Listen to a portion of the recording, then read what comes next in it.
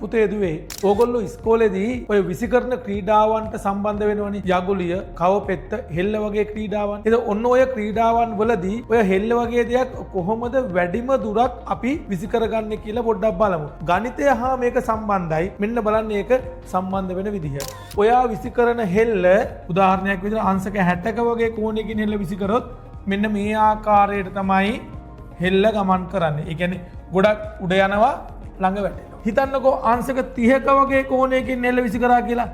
ඒ කියන්නේ කුඩා කෝණයක්. එතකොට උඩ යන්නෙත් නෑ, දුර යන්නෙත් නෑ. එහෙමනම් පුතේ ඔයා හෙල්ල වැඩිම දුරක් විසි කරන්න නම් අංශක 45ක කෝණයකින් හෙල්ල විසි කරන්න ඕනේ. විසි කරන සෑම ක්‍රීඩාවකදීම අංශක 45ක ඇන්ගල් එකකින් ඔයා ඒක විසි කළොත් තමයි ඔයා යොදවන ශක්තියෙන් උපරිම ප්‍රයෝජනයක් ඔයාට ගන්න පුළුවන් වෙන්නේ.